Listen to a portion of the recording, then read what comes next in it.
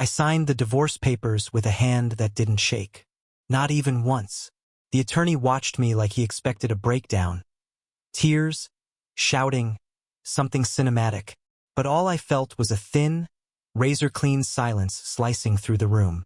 Across the table, Mark stared at the floor. Coward. He couldn't even look at the woman he'd vowed to love forever. Not while carrying the weight of what he'd done. I slid the signed papers back toward him. "Congratulations," I said, my voice calm. "You're free." He flinched like the words cut him. They did. He just didn't know how deep yet. The truth was, I didn't sign out of defeat. I signed because everything was finally in motion. As I walked out of that office, our marriage officially pronounced dead. I felt the smallest, sharpest smile tug at my lips. He didn't notice. Neither did she. My sister was too busy planning her new life with him. And the house. My house. But that part of the story. They thought they knew it. They didn't know anything. There was a time I thought my sister, Lily, was the only person I could truly trust. We grew up sharing secrets, clothes, dreams. She was the one who helped me choose the wedding dress, who cried louder than me at my ceremony, who toasted to everlasting love with two bright eyes. And Mark, well, he was the kind of man who looked like stability. A quiet charm, a careful smile, the kind of touch that made you exhale without realizing. I didn't notice when those touches changed, when they shifted, first toward distance, then toward someone else. I remember the moment the air first felt wrong. Mark started guarding his phone, turning it face down, leaving the room for work calls, coming home smelling of her perfume, my sister's, a scent I'd worn myself before passing it to her years earlier. At first, I told myself it was paranoia, marriage stress, overthinking. But then came the night I heard her laugh on his voicemail. Soft, intimate, too familiar. She said his name the way I used to. I didn't scream. I didn't confront. Instead, I saved the message, placed the phone on the counter, and breathed until the world stopped shaking. That's when something inside me clicked. Not broken, not shattered, just awake. No more trusting, no more hoping.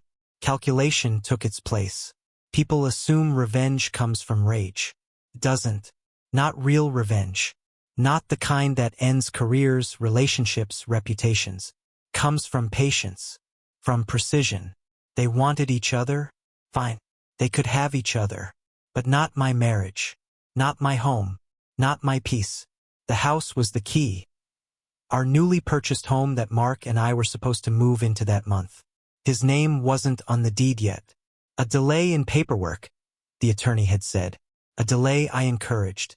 A delay I nurtured. By the time Mark and Lily started playing house behind my back, I had already refinanced, moved assets, and quietly drafted my will, metaphorically.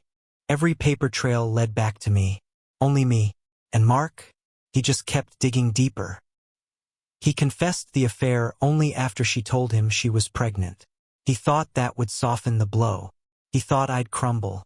Instead, I simply asked, "Is the baby yours?" His silence answered. He was more frightened of that child than he'd been of losing me.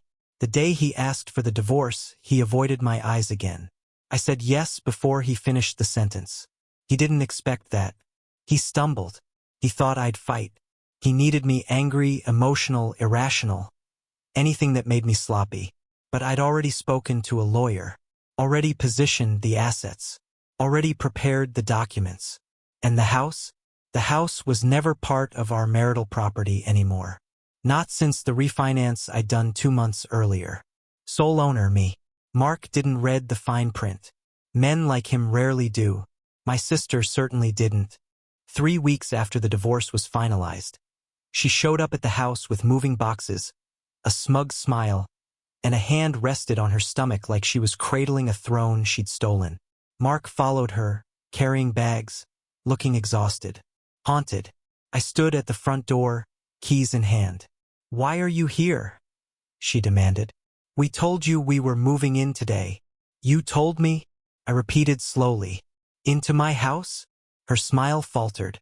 "What do you mean your house?" Mark said. "Yes." I cut in. "Mark says a lot of things. I handed them both a copy of the updated deed. Her face drained first, then his. "You can't do this," she whispered. "I already did." Mark ran a hand through his hair. "Please, we have nowhere else." "That's not my problem," I said. My voice didn't rise. It didn't need to. Calm cuts deeper. Then I stepped closer. "Enjoy your life together. Really. But don't ever confuse my silence for weakness again." I locked the door behind me as I walked inside, leaving them on the porch, with their boxes, their betrayal, and their unborn responsibility. They didn't follow. They couldn't. Not anymore. Sometimes people act like revenge is poison, something that corrodes the soul. They're wrong. For me, it was cleansing, disinfecting. Mark lost the house, the stability, and the illusion of dignified fatherhood. Lily gained a child with a man already slipping through her fingers. And I gained peace. A quiet house, a quiet life, quiet mind. I didn't need to ruin them. I just needed to show them that I could. And that was enough. Because the moment Lily realized she'd lost the one thing she wanted most, the life she tried to steal from me, that was the moment I finally felt free.